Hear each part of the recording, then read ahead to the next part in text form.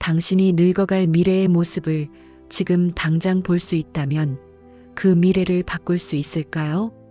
일본은 우리보다 10년 먼저 그 미래를 살고 있습니다. 그들은 이미 그 시간을 지나쳤지만 우리는 아직 그 시간 안에 있습니다. 우리는 일본의 경험을 통해 배울 수 있는 마지막 세대일지도 모릅니다.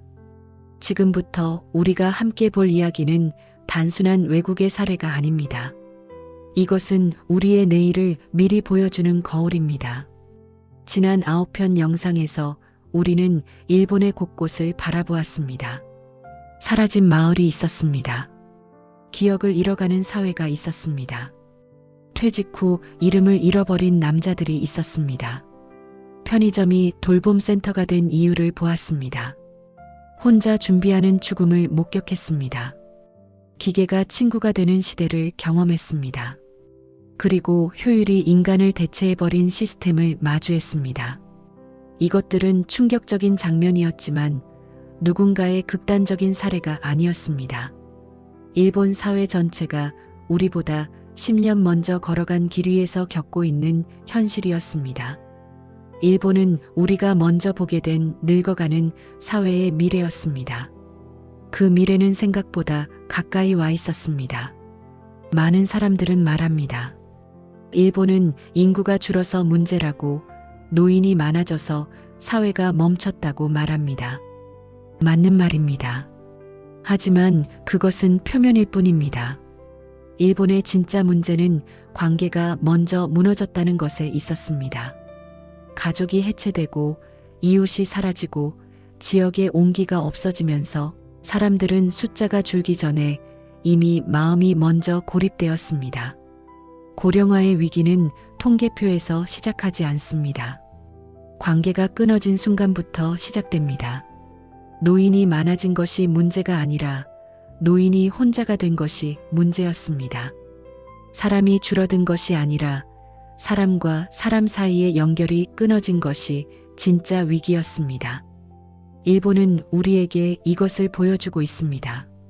인구 문제는 숫자의 문제가 아니라 관계의 문제라는 것을 말입니다. 지금 한국을 보면 많은 지표가 일본의 과거와 닮아 있습니다. 1인 노인 가구 증가 속도가 비슷합니다. 조롱과 황혼이혼 비율이 올라가고 있습니다. 고독사 위험 가구가 확대되고 있습니다. 초고령 사회로 향하는 속도가 빨라지고 있습니다. 기술 중심 복지가 확대되고 있습니다. 모두 일본이 걸어온 흐름과 비슷합니다. 단지 속도만 더 빠릅니다.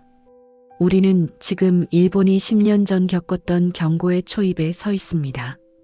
그런데 중요한 차이가 하나 있습니다. 우리는 아직 선택할 시간이 있습니다.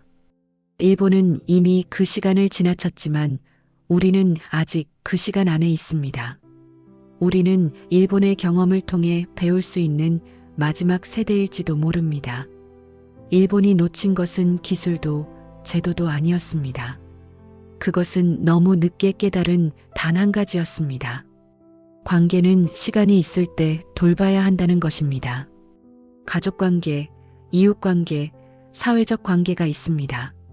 이 모든 것이 완전히 무너지고 난 뒤 제도가 아무리 들어와도 사람의 마음은 다시 연결되기 어렵습니다.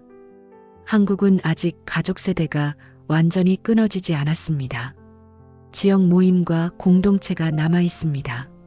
세대 간 교류도 유지되고 있습니다. 우리는 일본보다 늦게 배우는 것이 아니라 일본 덕분에 더 빨리 배울 수 있는 나라입니다. 우리에게는 아직 기회가 있습니다. 관계를 회복할 수 있는 시간이 남아 있습니다. 그 시간을 어떻게 사용하느냐가 우리의 미래를 결정할 것입니다. 일본에서도 희망은 있었습니다. 아주 작게 하지만 분명하게 존재했습니다. 청년과 노년이 함께 사는 세대 통합주거 공동체가 만들어졌습니다.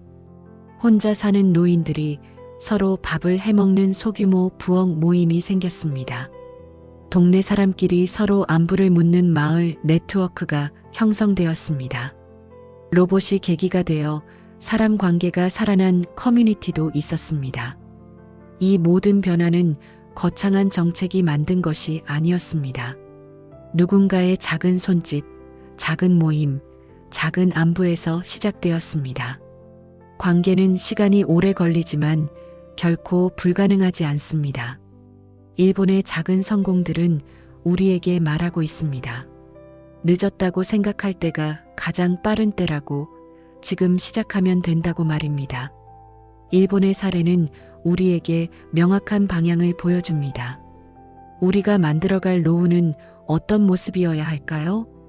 가장 먼저 필요한 것은 관계를 복원하는 사회입니다.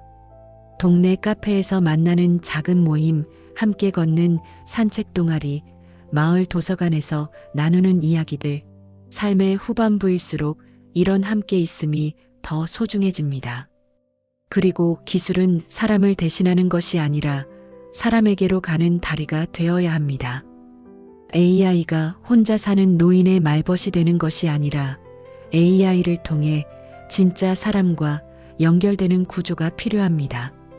기술은 관계를 대체하는 도구가 아니라 관계를 연결하는 도구가 되어야 합니다. 또 하나 중요한 것이 있습니다. 혈연 가족이 아닌 마음의 가족을 인정하는 사회가 되어야 한다는 것입니다. 매주 함께 밥을 먹는 이웃, 서로의 안부를 묻는 친구, 함께 늙어가기로 약속한 동료들, 혈연이 아니어도 서로를 돌보고 의지할 수 있다면 그것도 가족일 수 있습니다. 가족의 정의는 달라질 수 있습니다. 그리고 마지막으로 노인이 혼자 늙지 않도록 사회 전체가 연결망이 되어야 합니다. 행정과 기술, 이웃과 시민, 그리고 가족까지 각자 작은 역할을 나누면 됩니다. 거창한 일이 아닙니다. 옆집 할머니께 안부 전화 한 통, 동네 어르신과 나누는 짧은 대화, 이런 작은 실천에서 변화는 시작됩니다. 일본이 보여준 장면은 절망이 아니라 신호였습니다. 오래 사는 것은 축복일 수도 있고 오래 사는 것이 고통일 수도 있습니다. 그 차이를 결정하는 것은 제도가 아닙니다.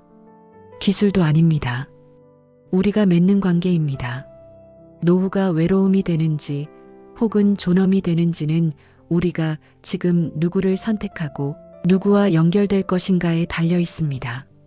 일본은 우리에게 미리 보여주었습니다. 관계가 무너진 사회가 어떤 모습인지, 그리고 그 안에서도 희망이 어떻게 피어나는지를 말입니다. 이제 우리는 선택해야 합니다.